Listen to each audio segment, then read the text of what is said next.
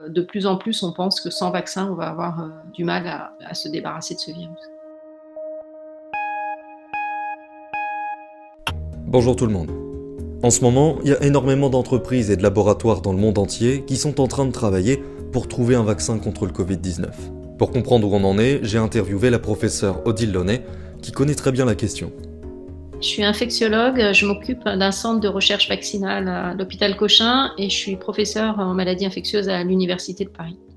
On en est où dans les recherches actuellement pour mettre au point un nouveau vaccin ? Les chercheurs ont repris les études qui avaient été menées sur les épidémies précédentes, le SARS, le MERS, les technologies qui avaient été évaluées à ce moment-là.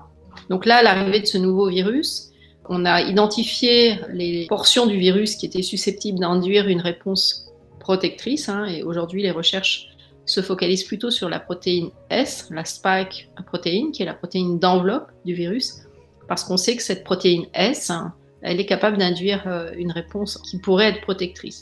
Petite pause pour bien comprendre. Quand notre corps est envahi par un organisme étranger qui pourrait être dangereux, il se défend. Ça, c'est la réponse immunitaire.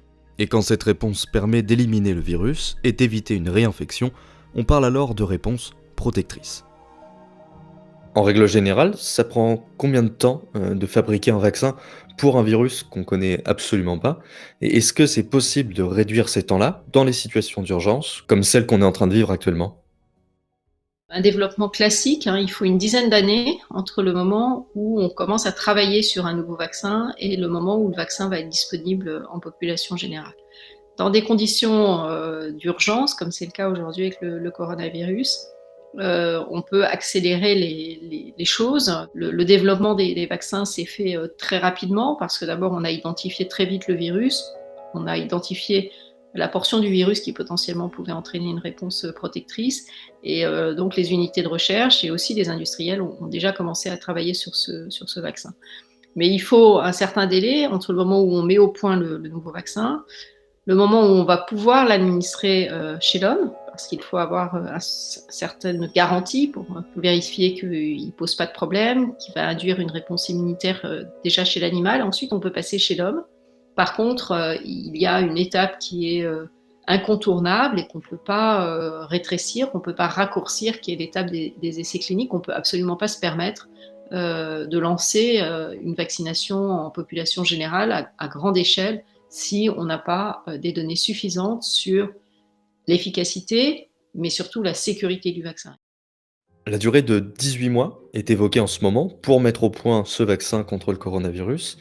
Qu'est-ce que vous pensez de ce délai-là? Est-ce que c'est plausible?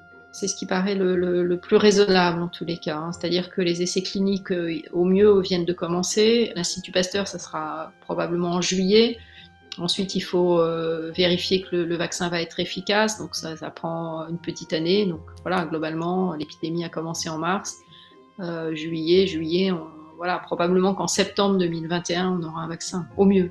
Mais pourquoi il faut toujours mettre au point de nouveaux vaccins, et ça même pour des maladies qui se ressemblent? Alors, ce qu'il faut savoir, c'est que le vaccin, c'est en fait un médicament qui va induire une réponse immunitaire, donc chez la personne qu'on vaccine. Mais cette réponse immunitaire, elle est spécifique d'un agent infectieux. On n'a pas aujourd'hui quelque chose qui nous permet de nous protéger contre l'ensemble des virus et des bactéries auxquelles on est confronté. Et d'ailleurs, ça ne serait pas forcément une bonne solution. L'apprentissage de la réponse immunitaire, elle se fait soit quand on rencontre le virus ou la bactérie, en particulier dans la petite enfance. On voit bien que les petits enfants en particulier, quand ils vont en collectivité, ils sont souvent malades parce qu'en fait, ils rencontrent des agents infectieux pour lesquels ils n'ont pas encore développé de réponse immunitaire. Et puis, on a aussi la possibilité pour les maladies les plus graves de les vacciner pour que leur système immunitaire soit éduqué avant qu'ils soient en contact avec ces agents infectieux. C'est le cas par exemple pour la rougeole, mais c'est vrai aussi pour le pneumocoque, pour un certain nombre de vaccins qui sont aujourd'hui obligatoires chez les nourrissons en France. Et pourquoi est-ce que là, comparé à une grippe classique, comme on a pu l'entendre, les humains sont beaucoup plus sensibles à ce virus? La population mondiale est naïve immunologiquement, c'est-à-dire que son système immunitaire n'a jamais rencontré ce virus. Donc on est complètement réceptif à ce virus. Et ce qu'on voit aujourd'hui, c'est une pandémie, c'est-à-dire un nombre très important de personnes qui s'infectent. La situation actuelle laisse penser que le virus est très contagieux, que très probablement il faudra qu'une proportion importante de la population soit immunisée pour arrêter la circulation de ce virus.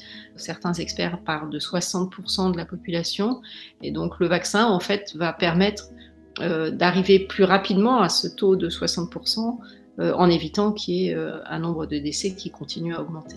En fait, si on vaccine une proportion suffisamment importante de la population, on va empêcher la circulation du virus et on va donc protéger non seulement les personnes vaccinées, mais aussi celles qui ne seraient pas vaccinées parce qu'on ne peut pas les vacciner ou parce que le vaccin marche moins bien chez elles. Dans le cas d'une pandémie mondiale, comme celle qu'on est en train de vivre en ce moment, comment ça se passe? Est-ce que les entreprises et les laboratoires partagent leurs travaux, travaillent ensemble, et cetera, pour aller plus vite, pour trouver un vaccin plus rapidement?